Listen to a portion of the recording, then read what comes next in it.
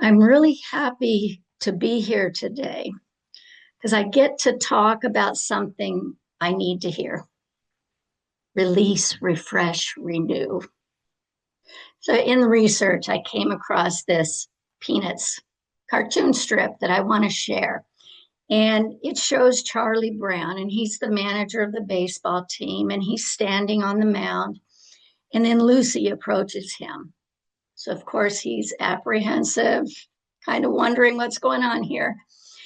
And she said, "I'm sorry I missed that easy fly.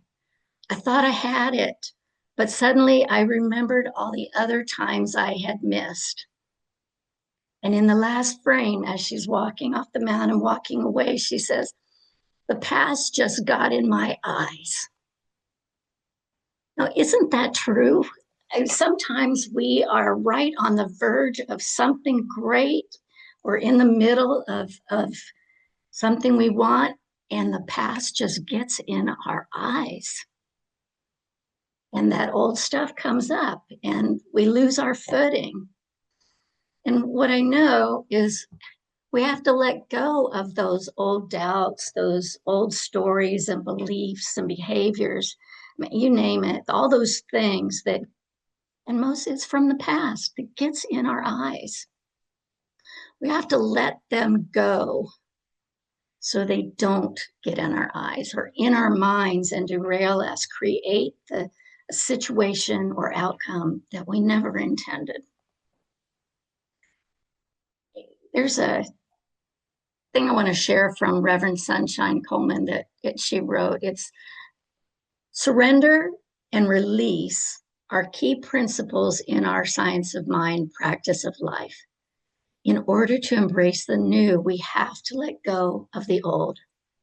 We first have to become aware of what the old is, be honest that we may still be holding on to it, and find the tools and courage to release the ties and let it go. If we don't do the release, subconsciously, we may continue to hold on to the past or even unknowingly sabotage the future based on hidden beliefs that may lie underneath our awareness levels. I really believe that. There's so much stuff crawling in my brain that limits me.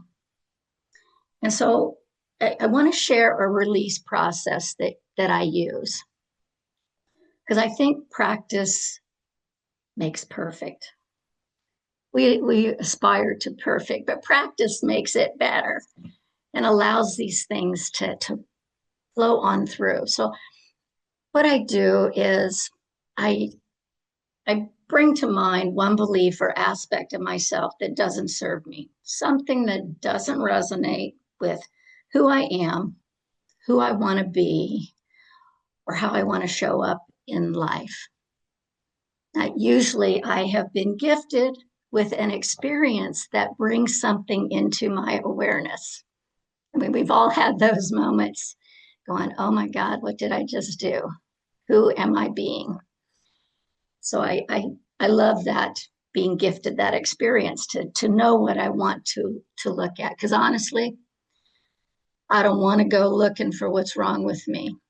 I have a very active inner critic that does not know her new role as inner champion. And so I am readily aware of what isn't resonating. So I wait until I get that awareness from spirit. And then I use this process when it presents itself in my consciousness. So this is a commitment I make to myself to make time to do this process. And if you know me, commitment is not my best word.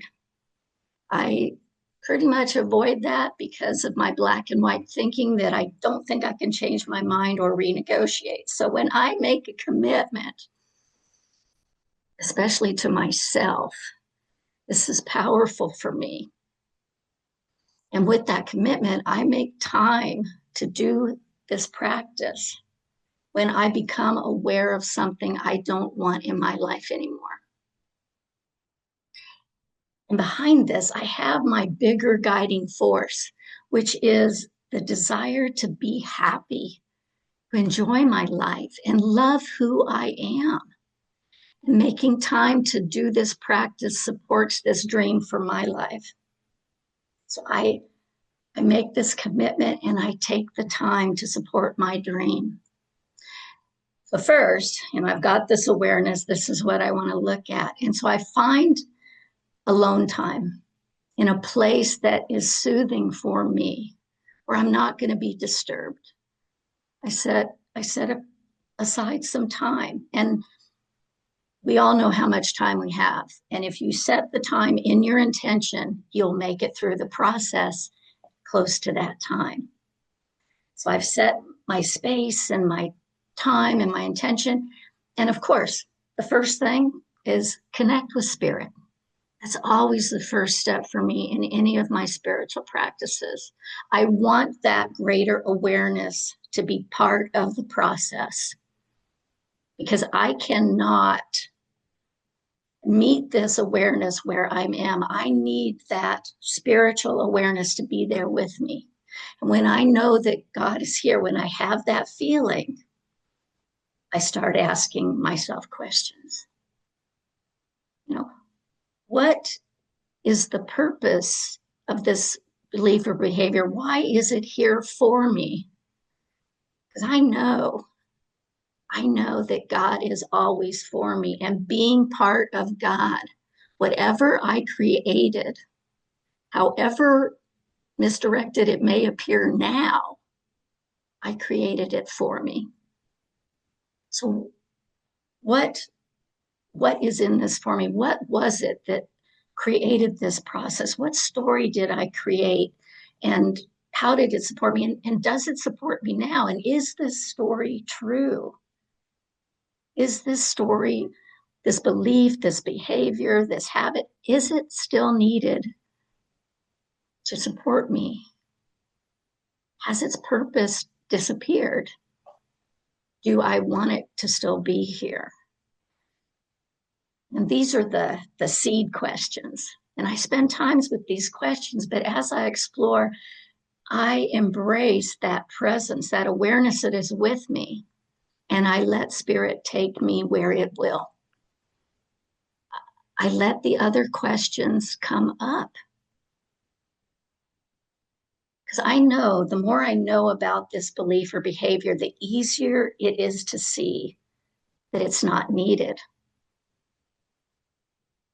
And I know that on my own, I can't get as deep as I can if I do it by myself. So I trust spirit to lead the way and continue with those questions that spirit gives me. And so when I get some understanding and some clarity and feel that, yeah, I know enough, I have to ask myself, am I willing to let this story go? Am I willing to change? Now, spirit knows I am, but do I know I am? And usually if I've gotten this far, the answer is yes. If I get a no, then I know I need to go deeper, maybe maybe there's some fear. I don't know. But if I get a hard no, I go, wow, okay. God says I'm ready. My humanist says, maybe not yet. And I have to honor that. This is part of being our God self. We have to honor our knowing. And if it's no, then we stop and know that we'll come back, set a new time, and relook at this process, or take that niggle of fear and go, okay, I need to explore this first. There's something else I need to release first. But usually, if I got here, I've got a yes. And so I'm ready, going, okay, I'm ready to do this. And I step back into that place of gratitude and fill myself with gratitude. I fill myself with love for all that I've uncovered, for all that understanding that's come through, for my willingness to be different, to expand, to be what I'm here to be. And then I thank this old belief or habit. I thank this old story for how it has supported me. Because I may not like it right now, but it supported me. It had a purpose and it was for me. So I say thank you and I let it go. It sounds silly, but I let it know that I don't need it anymore. I let myself know I don't need it anymore. That behavior is an aspect of me and it needs to be appreciated and it needs to know that it doesn't have that job anymore. And I let it go. Then I'm ready. When I feel that I have let this go, I am ready for the next step. You know, when you've let something go, you feel lighter. And to take this next step, I step back into that gratitude and expand that expression of love. Because I want this next question to come from love. I want it to be God inspired. I don't want my human, well, it should be this, to even play a part. I want it God inspired. So I bring myself into that calm place of love. And you know the feeling. If you do this type of practice and you have to think about someone or something that you really love to expand that feeling of love, do it. Whatever it takes to get to that place of love. And then ask this question. I ask myself, what new role can this aspect of myself play in my life now? Even though I know I have released it, it is still a part of me. It's still in there. And unfortunately, it likes to remind you. So you want to give it a new role. So I want to know what I want to experience in its place. And being in this place of love, I have found that love always has the best answer if I ask the question and listen. My heart will tell me. So let me give you an example. So I had this need to be right. I knew I was right, and you needed to know I was right. And in my reflection questions, I realized my dad had never let me be right. I would go in there and I would have everything lined up. This is how it is. And I would leave there going, what the heck happened? I was no longer right and I felt powerless. So I needed to be right to feel powerful. Now, obviously, that's not true. We are powerful just as beings of God, but being right gave me that illusion of power. And in reality, being right is really a very limited belief and way of being. And yes, in the past, it did serve me. I got my way more times than not. I was a powerhouse, need to be right. But that's not who I want to be. But I'm still grateful for it, and I still want something different. So I released it and I said, I let it go. I want something new. And I filled myself with love and sat in that moment. And the replacement I got was curiosity. How soft and how powerful is curiosity? That could only come from the divine. Well, for me, because I'm pretty rigid at times. So now I have my new way of belief, my new way of being. And I got that from going through this process, looking at it, choosing something different, and letting spirit lead me to the new idea of who I am and what I want to be. So that piece is done, and I just replaced the old belief with the new one. And as I move forward, when that need to be right comes up, I replace it. I pause, go, oh, there it is. And I bring in curiosity. And it's not curiosity about why I'm here again. That doesn't solve anything. It's curiosity about what's going on, about what the other opinion or idea is. Curiosity, bringing in new information instead of this rigid, narrowing idea that I've lived by too long. So I'm teaching my old habit its new rule. It's getting easier, it's happening quicker. And I think, wow, how cool is it going to be when curiosity is natural? When my first thought is curiosity instead of, I think it should be this. This is how it should be. Now, to give myself some credit, I'm guessing it's maybe happened at least once, but I don't know that. I haven't been looking for it. And I do not intend to look for it. That feels like a whole different can of worms that would defeat the whole process. What I'm looking for is that awareness, to be open to that awareness of when that old belief or pattern comes in and go, oh, that's not me, and shift to the curiosity. Now, if this works for me, but if it doesn't resonate with you, create your own practice of release.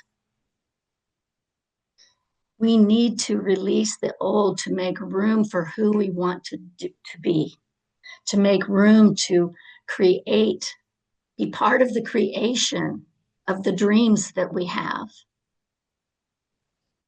The main thing is to have this as part of your spiritual practice. It's not a one and done. It's a spiritual practice. And it needs to be done more than once. And if you set the intention, if you want it to be part of your practice, you'll get the opportunity to use it. Trust me, you'll get the opportunity. It may not feel good in the moment, but this is the beauty of life. This is the beauty of God. It's always for you. And will always present opportunities for you to grow and have a better life. I am so grateful that I don't have to go looking for the beliefs, behaviors, and habits that no longer serve me. That is a futile practice that just bums me out. I'm grateful that all I had to do was let the universe know that I'm willing to be a better me. I let the universe know my big dream, that I want to be happy. I want to enjoy my life and love who I am. And the universe has said yes. And here I am giving this talk. I'm reminding myself of my spiritual practice. I have more clarity about one of my dreams, about how I want to be in the world, how I want to experience life. And I have this new perspective about release. I get to let go of what isn't working. I get to experience this practice of letting go and choosing what fills me up. I can remember being so irritated when I would fall back into an old pattern, but now I look, I go, oh, this is just God saying, here, you asked, I'm allowing you this opportunity. So when something comes up, when I become aware of something I don't like, it doesn't floor me, it doesn't make me think I'm less than or condemn myself or feel like a burden. I'm seeing an opportunity to let go of the old and bring in the new. And all I have to do is be aware, say yes, and do the work, do my spiritual practice. And this is, to me, this is where faith and trust are. I have to have faith and trust. Faith that the universe is always for me, and trust that I'll always be guided to what I am ready to see, release, and change. Because when I'm ready, nothing will ever be too much. Because, a lot of times I've had this fear, it's all going to be too much. And I really do believe that the universe does not give us more than we can handle. And I know that even when I know this, sometimes it feels like too much. And I found that I'm going, whoa, I have to acknowledge going that this is too much and remind myself, no, the universe is always for me. So I just need to calm down, be still, and listen. And a new perspective will always come. Or someone will say the exact thing I need that says, oh, what were you thinking? Here's the solution. But it isn't too much anymore. Sometimes I amuse myself by thinking the universe just gets overzealous at times, and I have to remind it of the human condition. I just have to say, yeah, you think this is not too much, and I'm going, this is too much. And then just acknowledging that and being still, God lets me know it's not too much. So I hope that you will, release, and in a spiritual practice like this, refresh that old belief because we're giving it a new face. And to bring home, the part of spiritual practices, and it's not just me, I wanted to share the rest of that quote from Reverend Sunshine Coleman. So by using our spiritual practices, we become aware of these hidden beliefs and the messages that they bring us. We learn where healing is needed and what we need to do to support our own healing. Surrender and release are powerful parts of the growth and development processes. It regularly needs attention as old patterns can tend to creep back in when we think we have gotten rid of them forever. Treat it as a regular and ongoing spiritual practice.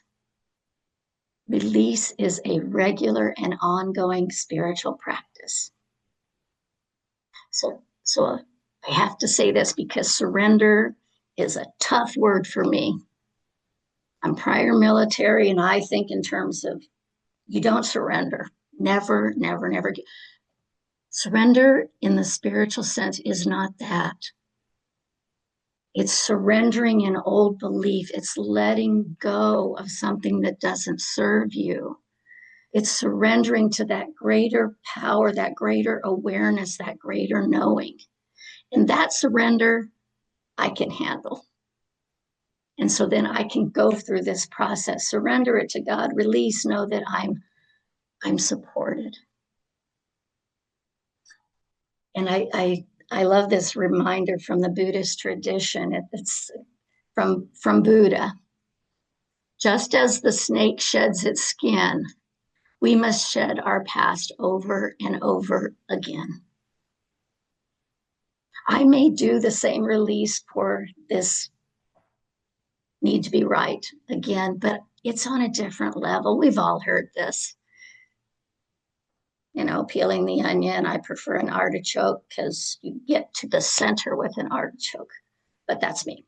So it's just, we have to continue to do that release and add in that step that refreshes and gives us a new outlook. And because it's the end of the year and the new year, I'm just going to lightly touch on renew. We have been caught up. For me, this year has been like, I'll forget it, no problem. And then we come to the holiday season. We get caught up in that hustle and bustle. And then we see, oh, I'm ready to release the past and refresh my life. What about renew? This is where we have the opportunity.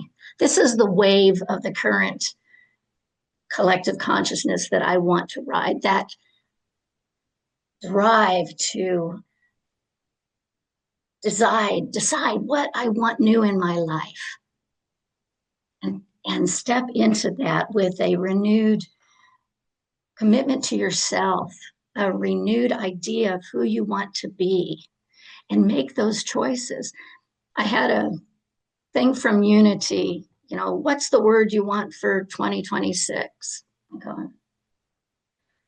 And I was laughing because the word that came up was change. I'm not real good at change. It's like, thank you, God. Okay, another thing I'm not, but I also like, oh, change is going to be amazing in 2026 because I have a new idea for it. So find something that resonates with you that you want to bring in your life and set that intention for the new year. Set that intention for your life.